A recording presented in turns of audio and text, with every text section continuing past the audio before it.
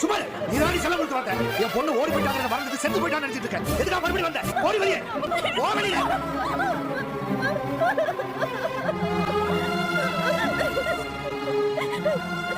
சிவா முதல்ல இவ்வளவு வெளியே போக சொல்லு. கல்யாணம் தனிக்கு போனதுக்கு அவ மட்டும் காரணம் இல்ல, நம்ம எல்லாம். அவளுக்கு பிடிச்சதெல்லாம் தேடி தேடி வாங்கி கொடுத்த நீங்க கல்யாணத்துக்கு முன்னாடி என்ன பிடிச்சிருக்கான்னு அவகிட்ட ஒரு வார்த்தை கேட்டீங்களா? நான் தான் கேட்கல, அவளால சொல்லியிருக்கேன். பீச்ல பார்த்தேன், சினிமா தியேட்டர்ல பார்த்தேன், மத்தவங்க சொல்ற வரைக்கும் பொண்ணு காதலிக்கிற விஷயம் அம்மாக்கு தெரியும். அப்படி இல்லாம ஒவ்வொரு பேரண்ட்ஸும் தான் பொண்ணுங்க மனசை சரியா புரிஞ்சு வச்சிருந்தா கல்யாணத்தன்னைக்கு யாரும் அருணா மாதிரி ஓட மாட்டாங்க. அருணா திரும்ப வந்ததுக்கு சந்தோஷப்படுங்க மாமா.